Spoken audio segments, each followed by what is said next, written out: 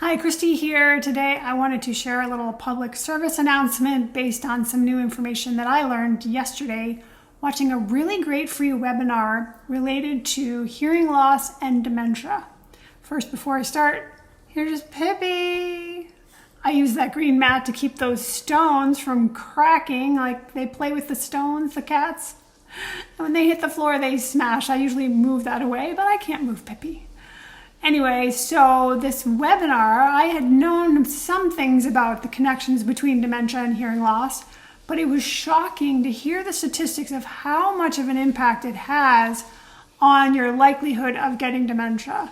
I believe the statistics was you have a 5x chance of getting dementia if you have untreated hearing loss. Her recommendation in that webinar was to have your baseline hearing tested at age 50. At least then you have some idea where you are. I did not have mine tested until I was just short of my 59th birthday, and I already had profound hearing loss in high frequencies, which I didn't even know I had. And she in fact talked about that, how so many people don't even have any idea they have anything wrong or it's not that bad. In fact, I believe she said 88% of the people in the UK who are diagnosed with hearing loss decline the free hearing aids. It's free there because of the way they do their medicine. Here, hearing aids are often expensive. It would make sense that it might be cost prohibitive, but there people are like, yeah, I'm okay.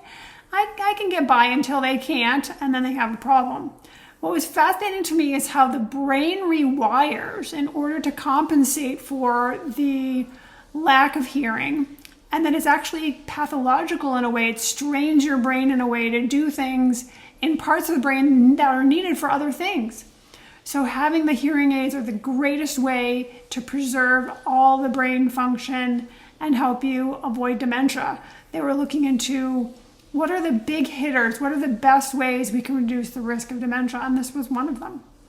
So I highly recommend you get a baseline hearing test at age 50, and if not, sometime soon if you're over 50.